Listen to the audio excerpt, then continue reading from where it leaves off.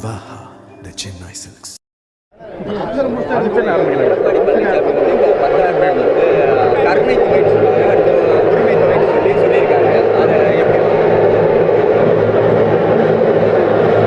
நான் என்னை பொறுத்தளவில்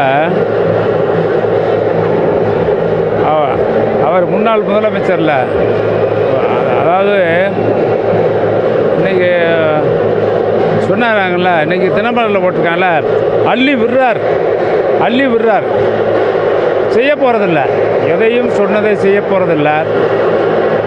எடப்பாடி ஒரு பெரிய பொருளாதார நிபுணர் கிடையாது. ஏதோ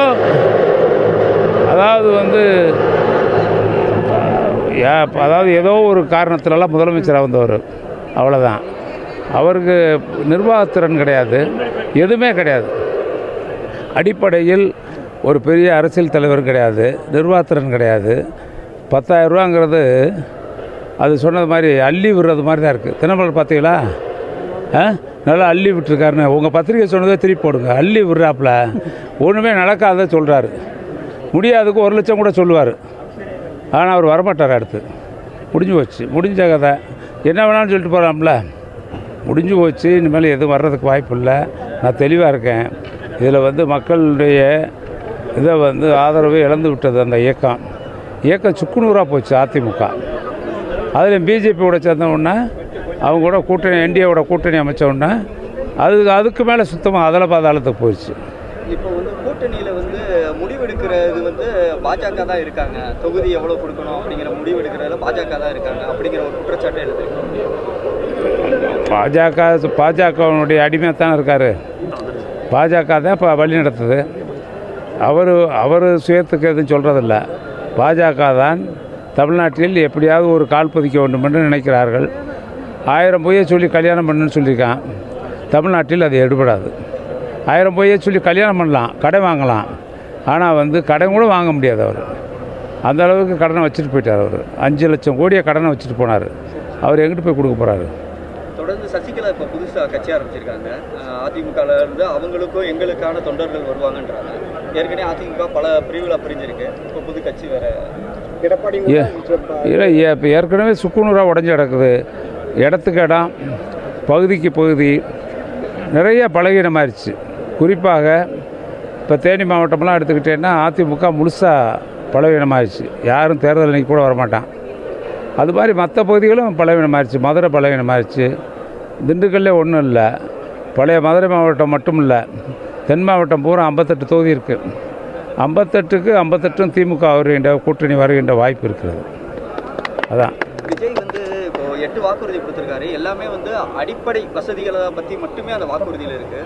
இப்போ புதுசாக எந்த வாக்குறுதி இல்லை, அடிப்படை வசதிகள் மட்டுமே அந்த வாக்குறுதியில் இருக்காது. அடிப்படை வசதிகள்லாம் இந்த 5 ஆண்டு காலத்தில் கிராமங்கள் இன்றைக்கு பிரகாசிக்கிறது. தமிழ்நாட்டில் உள்ள கிராமங்கள் பூரா பிரகாசிக்குது. வாயில் வேணால் பேசலாம். அடிப்படை வசதியான மின்விளக்கு வசதி, குடிநீர் வசதி, சாலை வசதி, பேருந்து வசதி, கல்வி வசதி, எல்லா வசதியும் இன்றைக்கி போதுமான அளவிற்கு போதுங்கிற அளவுக்கு வந்திருக்கு. எல்லா அடிப்படை வசதியும் நிறைவேற்றிருக்கோம். முக்கிய மக்களுடைய அத்தியாவசியமாக வழங்கக்கூடிய குடிமைப் பொருட்கள் வழங்குவதற்கு எல்லா கிராமத்திலும் ரேஷன் கடை. யாரும் அடுத்த ஊருக்கு போக முடியல. இப்போ நிறைய அடிப்படை வசதிகள். இப்போ நான் கிராமத்துக்கு போயிட்டு தான் வர்றேன். ரொம்ப திருப்தியாக இருக்காங்க. பெண்கள் கழிப்பறையில் கதவு போடப்படுமா அப்படிங்கிறதே ஒரு வாக்குறுதியாகும். ஏங்க, நம்ம கதவு உடஞ்சின்னா திருப்பி ரீப்ளேஸ் பண்ணிக்கலாம். யாரும் கட்டடத்தை அடிக்கல.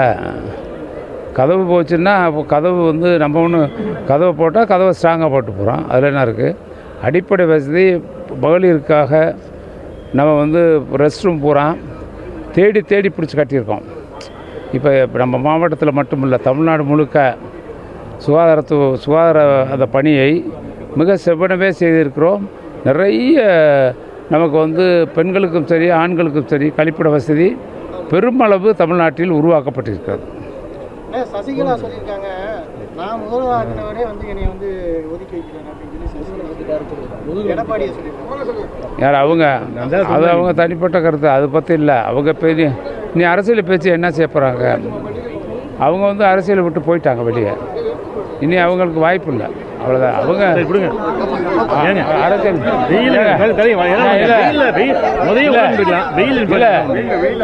அரசியல் கட்சி தானே, அரசியல் கட்சி.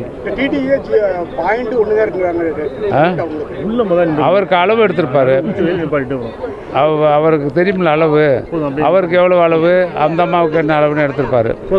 எடப்பாடிக்கே வந்து அந்த எடப்பாடி இன்னும் நீடிச்சார்னா அதே 0-1 வந்துடும் அதிமுக.